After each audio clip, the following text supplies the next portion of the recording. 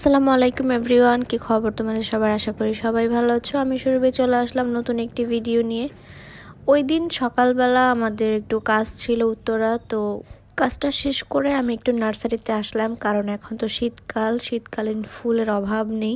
আমি মেইনলি এসেছি এই নয়নতারাগুলো কিনতে, আর সাথে অনেক ফুলই ছিল শীতকালীন, তবে অতগুলো আমি নিব না আগের বারের মতো, সবগুলো পরে মরে যায়। তো নিলে হয়তো আমি এই নয়নতারা নিব। আর এখানে চন্দ্রমল্লিকা দেখছিলাম, চন্দ্রমল্লিকাগুলো এখান থেকে নিব না, ওইটা আমার বাসার কাছে যে নার্সারি আছে ওইখান থেকে নিব। নয়নতারাটা বাসার কাছে নার্সারিতে পাওয়া যায় না, তাই আর কি এখান থেকে নিলাম, দুইটা নিয়েছি, বাসায় গিয়ে পরে দেখাচ্ছি। তো এই যে আমি এই 2 কালারের নয়নতারা কিনেছি। আরও অনেকগুলো কেনার ইচ্ছা ছিল, বাট ওগুলো আসলে পরে মরে যায়, আর টপও কিনতে হয় এগুলোর সাথে। যাই হোক, পরে এই 2টা গাছ 2 টপে লাগিয়ে দিয়েছি। আর আজকে আমাদের একটা দাওয়াত আছে আমার চাচার বাসায়। দাওয়াত বলতে মিলাদের দাওয়াত, আমার চাচার বাসার ছাদের আর কি ঢালাই দিচ্ছে, যার কারণে আর কি দুপুরে মিলাদ পড়াবে। তো আমি এই যে এই ড্রেসটা বের করে নিয়েছি, এখন আমি রেডি হয়েও গিয়েছি। আর এই যে ইয়াররিংটা দেখছো, এটা আমি ইন্ডিয়া থেকে কিনে এনেছিলাম। এটা পরার সুযোগ হয় নাই, তো ভাবলাম যেহেতু ড্রেসে লাল আছে তাই এই রেড কালার ঝুমকাটাই পরি। তো আমি রেডি হয়ে তোমাদের ভাইয়ার জন্য ওয়েট করছিলাম, সে নামাজে গিয়েছে, নামাজ থেকে ফিরলে পরে আমরা একসাথে যাব। চুলটা একটু বেঁধে নিয়েছি যেহেতু বাইক দিয়ে যাব। তারপর তোমাদের ভাইয়া ফোন দিল নিচে নামার জন্য, সে আর উপরে উঠে নাই। তো আমি লিফটে একটু ভিডিও করছিলাম, আর সে বের হয়ে দেখি যে এখানে দাঁড়িয়ে দাঁড়িয়ে গল্প করছিল। তো আমি নামার পরে এখন আর কি আমরা যাচ্ছি বাসায়। আর আমাদের এই বাসা থেকে আমার বাবার বাসায় যেতে 2 মিনিটও লাগে না, আমাদের বাসা কাছাকাছি। তো এই তো আমি বাসায় চলে আসলাম, এসে দেখি যে আয়াত বাসায় ছিল না, ছাদে গিয়েছিল রোদ পোহাতে। তো এসে দেখে আমি এসেছি, এর জন্য আমাকে এসে অনেকগুলো ভালোবাসা দিল। আর মাশাআল্লাহ আয়াতের চুলগুলোও এখন বড় হয়েছে, তবে এই চুলগুলো নাকি কেটে দিবে, এটা শোনার পর থেকে আমি মনে হয় ডিপ্রেশনে চলে গিয়েছি।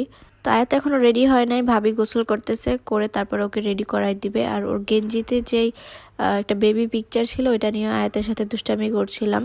ওর পাপা নাকি ওকে একটা লাইট কিনে দিয়েছে, ওইটা জ্বলে, তো সেটাও আমাকে দেখাচ্ছিল। আমি এখানে আয়াতের সাথে বসে বসে কথাই বলছিলাম, তখন তোমাদের ভাইয়া আবার এটা রাখতে এসেছিল, ওই টাইমে আমি ভিডিও করছিলাম, দেখে আমার সাথে রাগারাগি করছিল, বলতেছে যে এইটা আমি রাখতেছি, এটা তোমার ভিডিও করতে হবে। আমি তো এদিকে মানে ওর সাথে মজা করতেছিলাম। এদিকে ভাবিও রেডি হয়ে গিয়েছে, এসে ইস কি ঢং তার, মানে লজ্জা পাচ্ছিল। পরে আবার ভাবির রুমে একটু বড় মিরর ছিল, সেখানে একটু ভিডিও করে নিলাম। আর আমার কাজিন ওরা আসতেছে, এখনো আসেন নাই, আর আমার আম্মু আজকে বাসায় ছিল না। আর আমার অ্যাকচুয়ালি প্রচুর ঠান্ডা, যার কারণে আমার ভয়েস এইরকম, ওইটা তোমরা একটু ইগনোর করো। ভাবি এখন আয়াতকেও রেডি করিয়ে দিচ্ছে, সে একটা বাটারফ্লাই পরেছে, সেটা আবার দেখাচ্ছিল। তো ভাবির দিকে ওর চুলগুলো ড্রায়ার দিয়ে শুকিয়ে দিচ্ছিল, কারণ ওর চুল একটু ভিজাই ছিল। তো আমরা আমার চাচার বাসায় যাচ্ছিলাম, এর মধ্যে দেখি আমার কাজিনের হাজব্যান্ড আর জেনিফার চলে এসেছে। তো জেনিফার মাত্রই নাকি ঘুম থেকে উঠে এসেছে, দেখে তার আর কি চোখগুলো এরকম ফোলা দেখাচ্ছিল। জেনিফার তো এখন একদম চুপচাপ ছিল, ও একটু পরেই দুষ্টামি শুরু করে দিবে। আর এই যে আমাদের ভাই, সেও একদম জামাই সেজে এসেছে, অবশ্য জামাইয়ের মতোই আসবে। তো পরে আমরা আমার চাচার বাসায় আসলাম, এসে দেখি আমার চাচি এখানে সবাইকে খাবার বেড়ে দিচ্ছিল।